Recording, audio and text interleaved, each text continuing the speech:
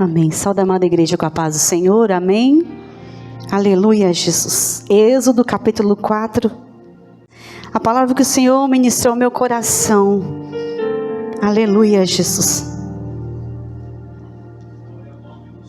Êxodo 4, versículo 24 e 25. Êxodo 4, 24 e 25. Vai falar de uma mãe muito especial também nessa noite. De uma mãe que marcou a sua casa. Né? Tem mãe que marca com gestos. Tem mãe que marca com palavras. Tem mãe que marca com frases. Né? Hoje eu estava perguntando para o pastor, eu queria perguntar para a igreja. Diga aí uma frase de mãe que é única. Frase de mãe. Como é que é? Quando eu morrer, você vai ver o que mais? Frase de mãe. Frase de mãe. Você não é todo mundo. Você não é todo... Eu vou contar até 3. Frase de mãe. Quando eu morrer, você vai me dar valor. Ou então, eu vou embora dessa casa. Mas vai para onde? Tem hora que a gente ouve uns negócios e fala, eu vou embora de casa, mas vai para onde, Jesus? Se está ali na casa dela, eu vou embora dessa casa. Tudo aqui nessa casa sou. Se correr, apanha mais. Já vi muito. Mãe parece que fez curso de Havaiana.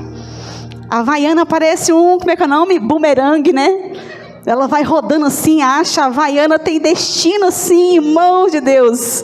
Parece que a gente já nasce com curso de Havaiana. Frase de mãe, olha, é tanta coisa que a gente não lembra. Mas todas são especiais, assim como essa mulher. Êxodo capítulo 4, 24 e 25 diz assim: E aconteceu no caminho, numa estalagem, que o Senhor encontrou e o quis matar. Então Zípora tomou uma pedra aguda, ou uma faca afiada, e circuncidou o prepúcio do seu filho, e o lançou aos seus pés, e disse: Certamente me és um esposo sanguinário. Amém? Poder-vos assentar? Esse texto talvez não é muito lido e conhecido, falado, mas é de uma mãe que ela vai salvar a vida do seu filho e do seu marido. Uma mulher que talvez a gente não ouve muito pregar sobre ela. Nós vamos falar sobre Zípora, a esposa de Moisés. A gente já ouviu e já ministrou sobre Joquebede, a mãe de Moisés. Joquebede, uma mulher de fé, uma mulher que entregou Moisés naquele cesto. Mas hoje nós vamos falar sobre essa mãe, que é uma história bem inusitada, muito diferente da nossa cultura hoje. Essa mãe vai pegar o órgão genital do seu filho e vai cortar para salvar a vida da sua casa. E muitos de nós, irmãos, queremos poupar a nossa casa da dor, achando que está fazendo bonito. Queremos poupar os nossos filhos da dor, mas não tem noção do que lá na frente está para acontecer. Essa palavra no livro do Êxodo é até um pouco difícil de interpretar, de explicar ela. Mas antes de nós chegarmos aqui, aonde eu li em Êxodo no capítulo 4, eu gostaria de contar antes o que aconteceu antes. A Bíblia vai dizer que está lá no Egito, o povo de Israel, o povo crescendo. O povo crescendo, o povo crescendo. O povo de Israel morando dentro do Egito. A Bíblia diz que Faraó vai dar trabalho para o povo. Serviço, mas cada vez o povo crescia. Quanto mais trabalho o Faraó dava, mais o povo crescia. Porque havia uma promessa de Deus sobre Abraão, em que em Abraão seriam benditas todas as famílias da terra.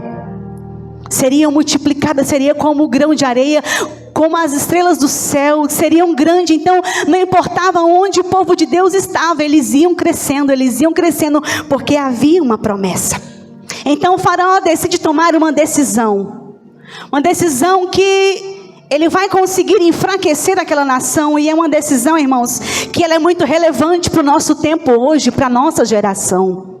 Faraó vai pegar, a Bíblia diz que ele manda matar todos os meninos. Ou seja, se não tem menino, lá na frente não vai ter homem. Se não tem menino, não vai ter mão de obra. Se não tem menino, não vai ter exército. Se não tem menino, lá não vai ter mais cultura. Então, se você mata os homens, você tira a força daquela nação. Ei, escute, preste atenção aqui. Está lá o povo crescendo e Faraó manda matar todos os meninos, mas uma mulher de fé, a Joquebede, a mãe de Moisés, decide guardar aquele menino, mas ela não consegue esconder ele por muito tempo. Ela pega aquele menino, coloca no cesto, põe no Nilo. A Bíblia diz que a filha de Faraó vai encontrar Moisés e vai cuidar de Moisés. Então Moisés está ali crescendo no palácio como príncipe, vai estudar na melhor escola, na melhor universidade daquela época, vai aprender a ler e a escrever, coisa que poucas pessoas faziam naquela época. E ali está ali Moisés crescendo, e a Bíblia diz que quando ele completa 40 anos, ele vai cometer, Moisés, um assassinato.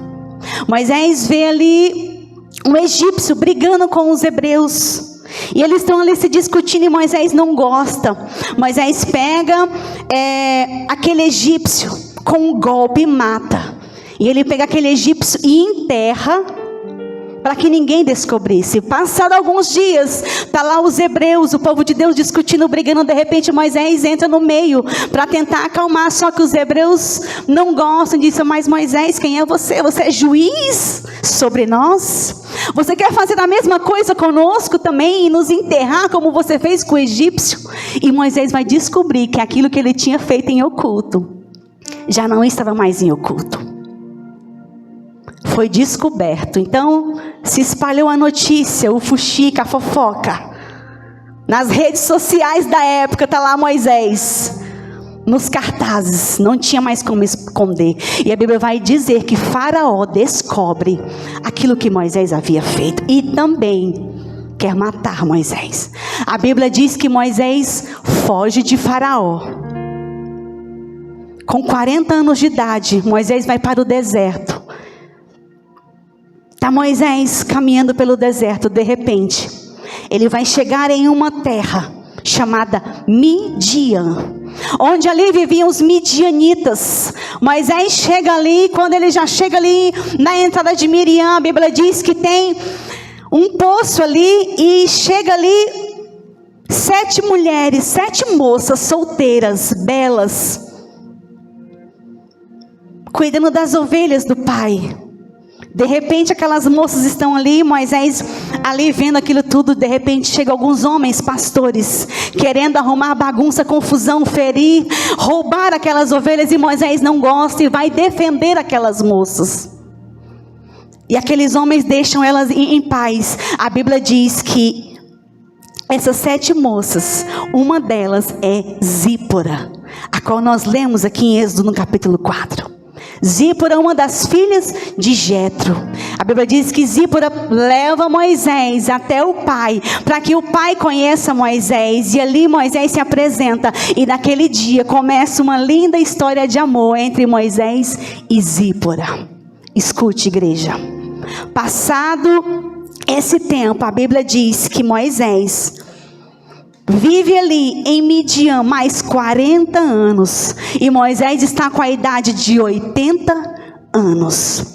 Quando Moisés completa 80 anos, escute, preste atenção para você entender aonde nós lemos. Quando Moisés completa 80 anos, ele está ali pastoreando as ovelhas do seu pai, cuidando do seu sogro, está ali cuidando das ovelhas do seu sogro, pastoreando as ovelhas do seu sogro. E ele chega ali perto do monte, e o Senhor se revela a ele em uma sarça.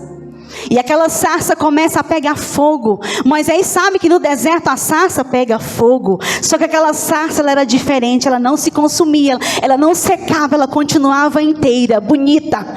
E daquela sarça Deus se revela a Moisés, e Moisés quer saber quem é. E Deus diz: eu sou o grande, eu sou. Tire as sandálias dos teus pés, Moisés, porque o lugar que você pisa é santo.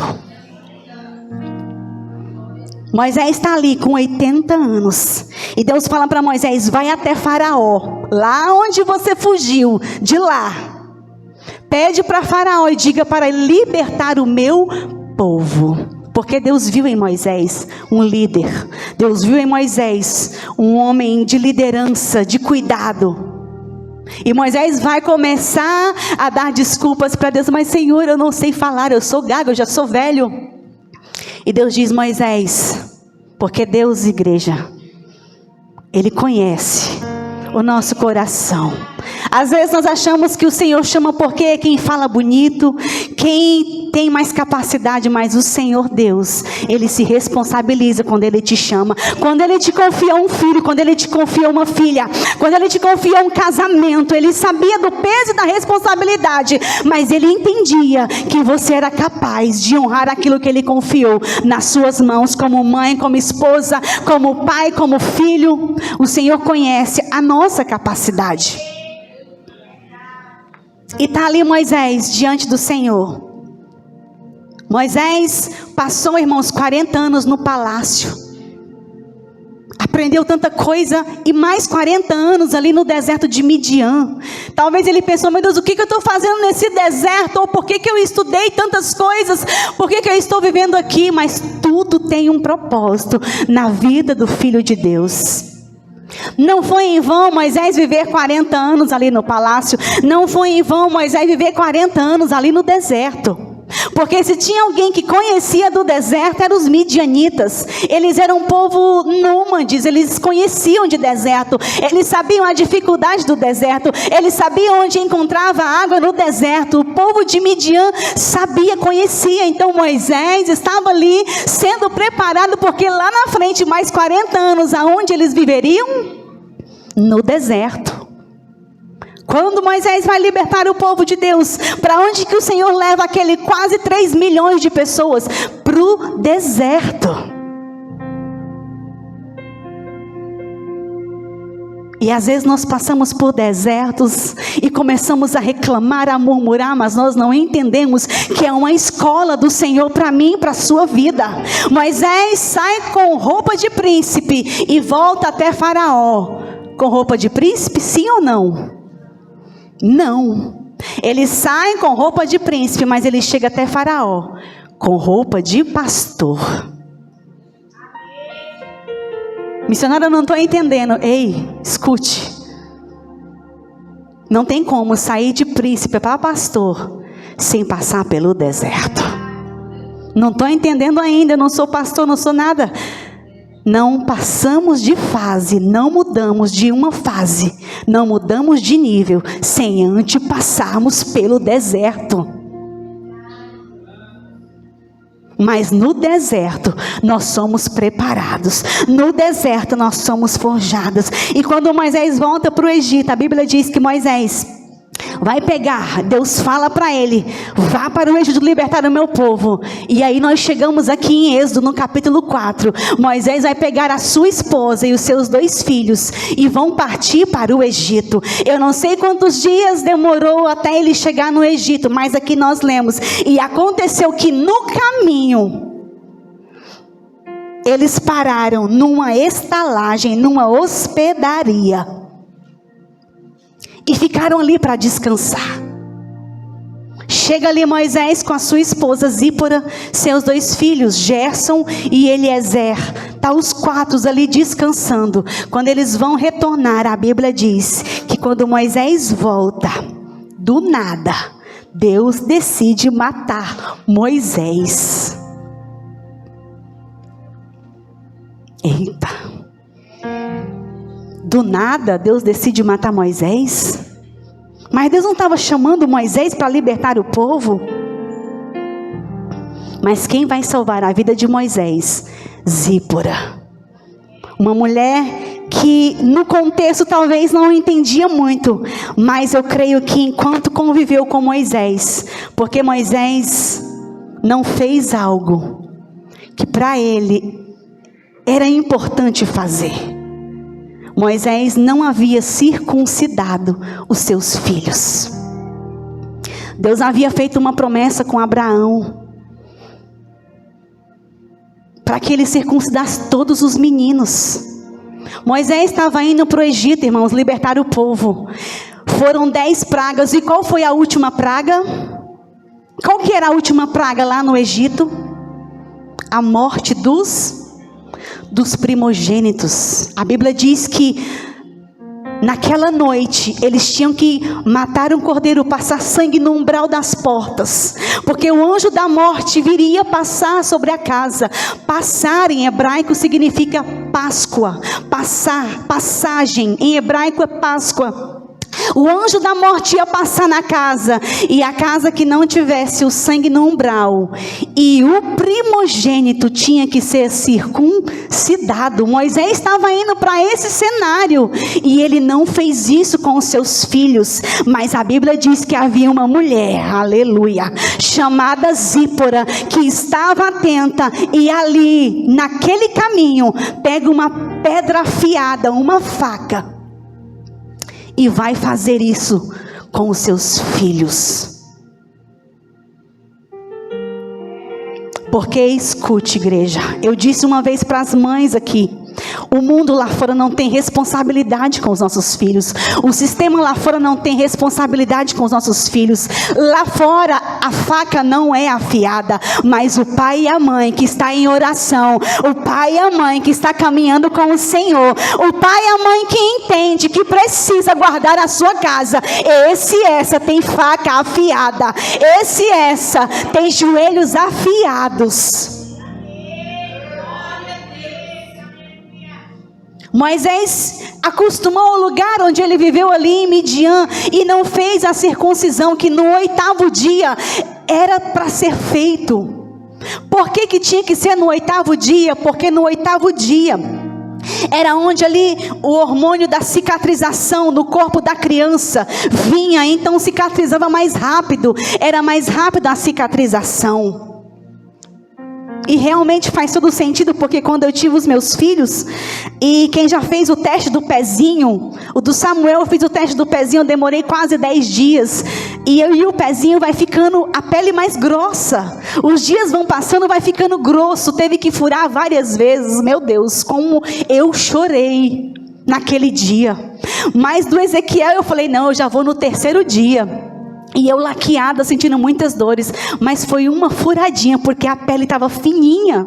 Foi tão rapidinho que furou, ele nem chorou, e ali preencheu todas as bolinhas. E aí quando você vai estudando sobre a circuncisão, era no 8º dia, porque doía menos e cicatrizava mais rápido. Mas Moisés quis poupar os seus filhos da dor, e chegou ao ponto de que Deus quis matar Moisés. Ei pai, ei mãe, escute, não poupe o seu filho da dor, porque ele vai casar um dia, ou se ele já é casado, o casamento forja. E às vezes nós deixamos de marcar o nosso filho na nossa casa, deixamos de marcar a nossa filha, instruindo, ensinando, porque vai doer, porque ela vai ficar triste, ele vai ficar triste. Não, a Bíblia não manda nós fazer os filhos felizes, mas manda ensinar no caminho a honrar, porque há promessas, há princípios que são imutáveis, há princípios que não mudam, há princípios bíblicos que não mudam. Honra teu pai e a tua mãe. Ei filho, quando teu pai ou a tua mãe talvez estiver falando, te aconselhando, puxando a orelha, e você diz, mas mãe eu queria ir, mas mãe eu queria fazer, mas todo mundo está fazendo, e a gente vai falar o quê?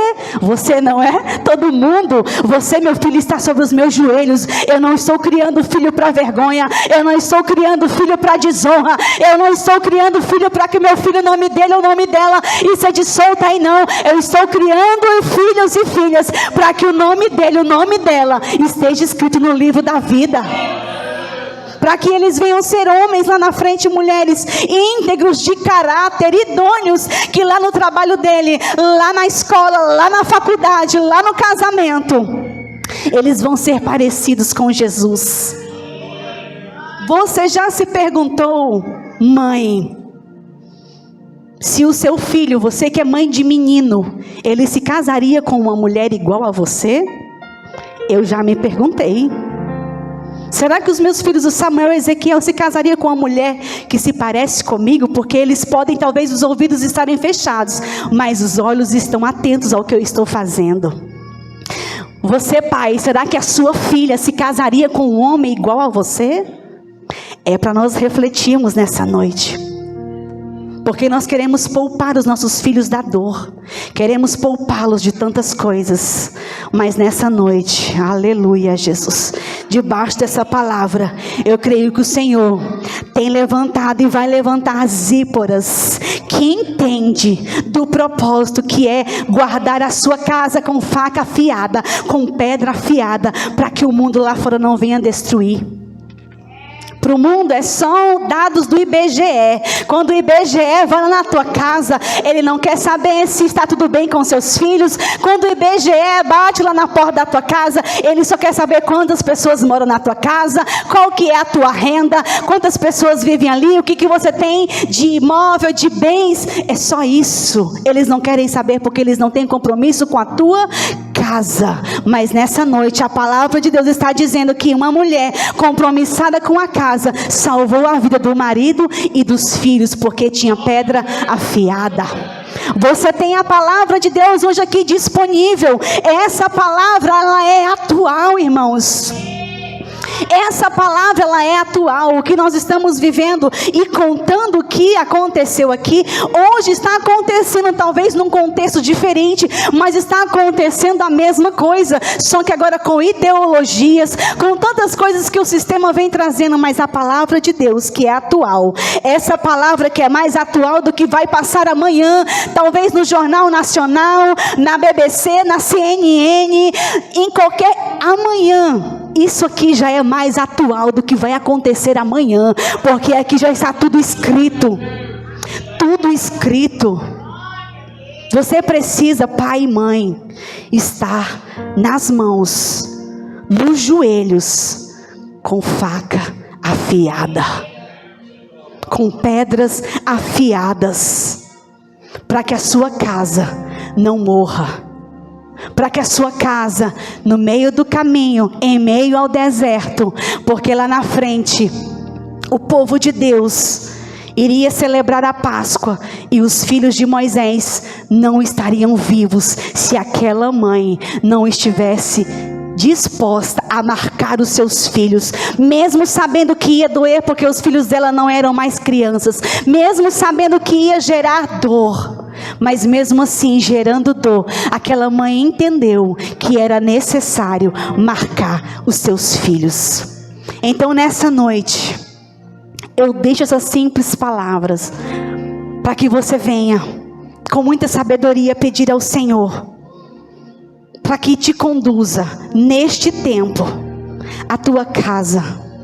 Para encerrar, lá no livro de Crônicas, estudando sobre os filhos de Moisés, Gerson e Eliezer, a Bíblia vai dizer que eles fizeram parte dos levitas. Quem que eram os levitas, Denise? Eram os que cuidavam dos serviços religiosos.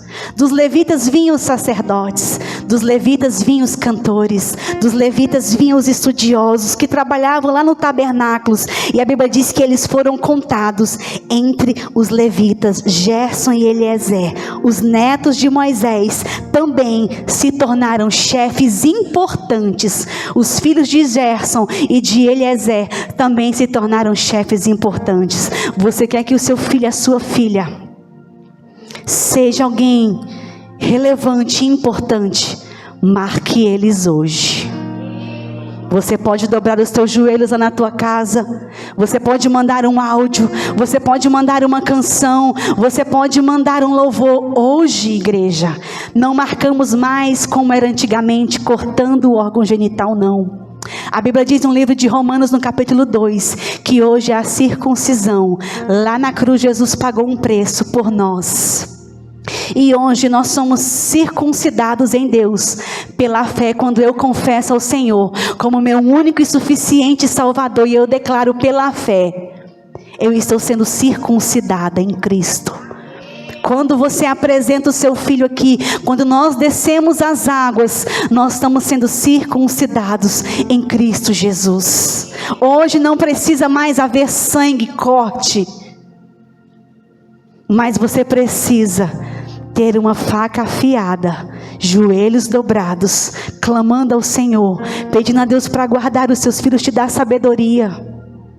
Em tudo que nós fizermos, sermos intencionais na nossa casa para levarmos nosso filho até a presença do Senhor, levarmos a nossa casa até a cruz, eles entenderem e conhecerem que o nosso Senhor Jesus já pagou um alto preço lá na cruz, e que o Senhor Deus tem planos maiores, além daquilo que nós como pai, como mãe, pedimos ou pensamos, ou imaginamos. Talvez daqui a alguns anos eu não vou estar mais presente, mas os meus filhos têm ouvido, têm tido faca afiada lá em casa, na mesa, na oração, no puxão de orelha, para que eles entendam que mesmo que eu não esteja presente, ou o pai deles não esteja presente fisicamente, mas há um Deus, aleluia, que morreu por eles lá na cruz, e que deu o direito de vida eterna, que está sentado à direita de Deus Pai, e que nos trouxe aqui nessa noite para ouvirmos essa simples palavra. E eu gostaria de convidar nessa hora todas as mães aqui na frente, para o pastor estar fazendo uma oração. Todas as mães,